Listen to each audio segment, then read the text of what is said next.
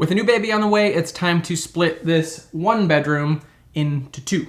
We're gonna do that with a temporary wall. The room is now empty. Let's share the plan. So we have a room that we're borrowing from Lauren's mom and Lauren's sister. This is her old room. And so we want to do as little damage to the room as possible while still giving privacy to the new baby and Hudson, who is now going to be 2 years old. The execution of this idea should be pretty simple. Build a wall, put a door in it, right? Just a couple of things I had to consider. First, there's this ceiling fan right in the middle of the room.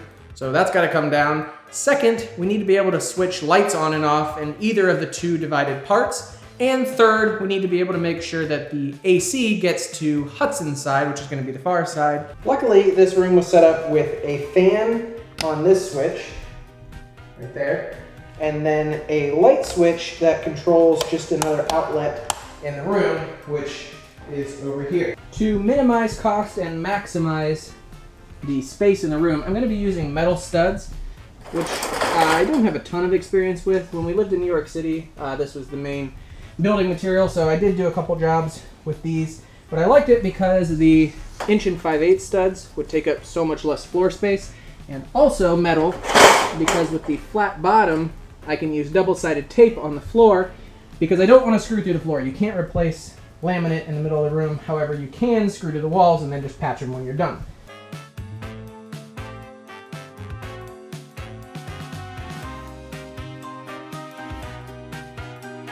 I took about 15 minutes to work up a set of plans for this project in Fusion 360.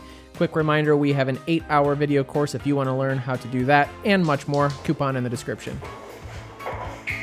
Metal studs come in two parts. There is the track, which is just like a flat sheet metal that you use for the top and bottom plates. And then you got the studs themselves, which are just a little bit stronger. They have some ribbing, and they fit perfectly inside of the track, except, coming out this way. And the nice thing about metal studs are that you can complete the whole project with basically just a pair of tin snips. Cut along each line. Just a lot easier if you're not standing behind the camera. See? Then once you've made your cuts, you bend it over. You did a decent job. They should line up. And then you can either use your snips to finish the cut or just bend it back and forth. And you have a completed cut. I'm using just some lightweight indoor tape. I got my first piece in, and that tape is really strong.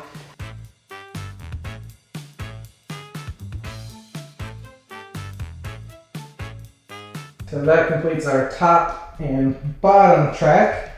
If you were doing this in like a Manhattan apartment or something, you wouldn't screw to the ceiling. You'd put some like foam or rubber on top and then use shims once you got the studs in to friction fit it as best you could. So far, so good. And metal studs are just so easy to work with. I needed to really cut out this baseboard, but instead I just kind of snipped it and let it kind of go at an angle. Because all I really needed to do is attach firmly down at the bottom and at the top. So it just kind of cuts over at an angle. You just kind of snip it in place. And so the way metal studs work are you slide them into the track sideways and put them about where you want it, and just simply twist it, pull it, bang it right into place right where you want it. And you take your little peanut screws, and if you're even close on your measurements, that's good enough.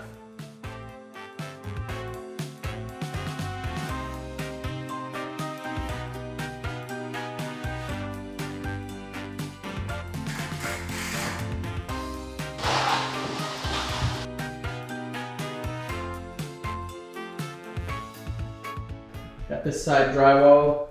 Did a bit of a botch job right here. Came up an inch short, or half an inch short, a little heavy. But do your best, but the rest. One of the really annoying parts of using metal studs is that they're very flimsy until you have all the components. Drywall on both sides, top and bottom.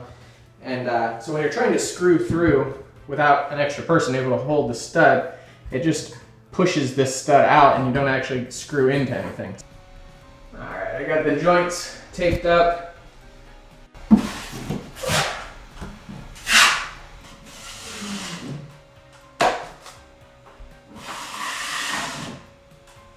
You love drywalling, don't you? I hate drywalling. Coat number 2. And I think after sanding, that will yield a passable result. Next up is putting in the door, which I knew was going to be a problem. This is made for a 2x4 frame, and I used an 1.5 inch frame. So my dad's going to come over and help me install this door. Well, the jury is in, and the $40 savings on this door were definitely not worth it. It was in much worse shape than I realized. The entire frame was actually cracked. All the casing was cracked. So we had to go back through and re-screw, and all these cracks were here. So I got quite a lot of caulking and puttying to do, but the door is in, and we got extremely lucky. Normally this jamb would be twice the size. Since it was a split jamb, we just took this side off and it sandwiched right together and was the exact right width. I don't know how we got so lucky.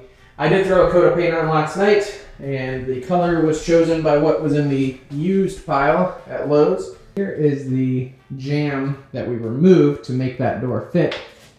And if I didn't know any better, that looks like passable base molding to me. So I'm gonna try and reuse it. Dare I say this is a lot more than even passable. This might, that even looks good.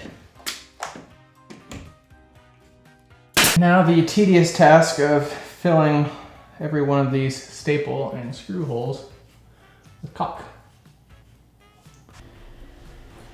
All right, that is as far as I'm willing to take the paint job, but I think everything turned out pretty good.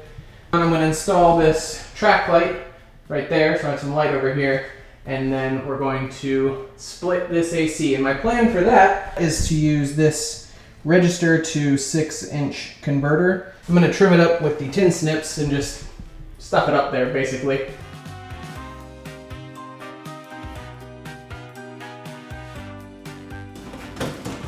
Oh yeah, look at that. Wow. Nothing ever works that good. Okay. I don't think this is gonna work.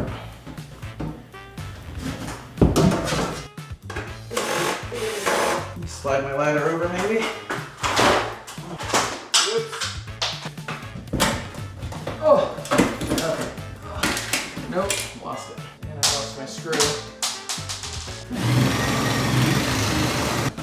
Doesn't help.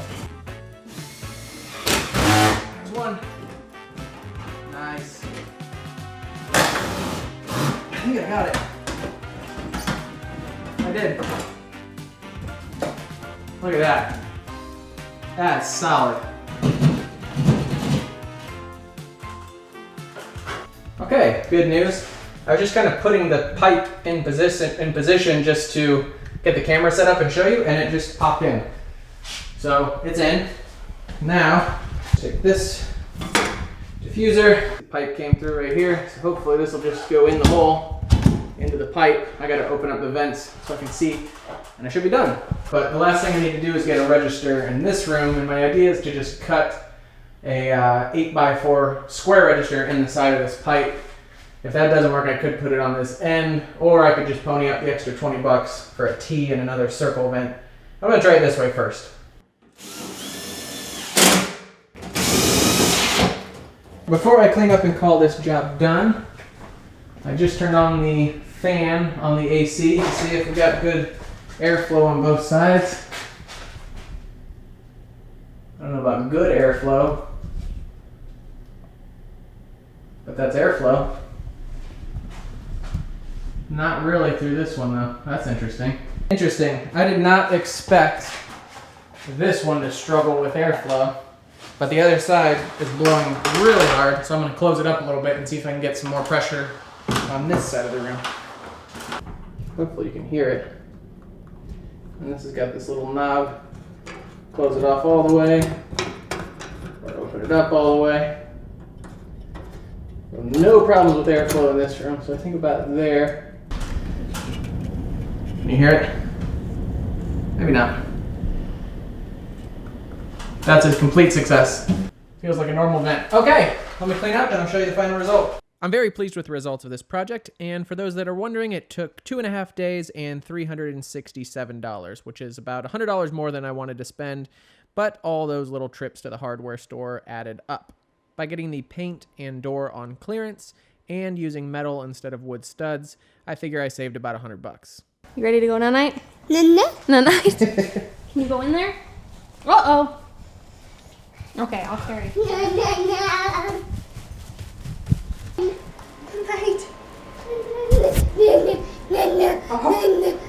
Okay, ready? Hudson loves his Kisses. naps. Say goodnight.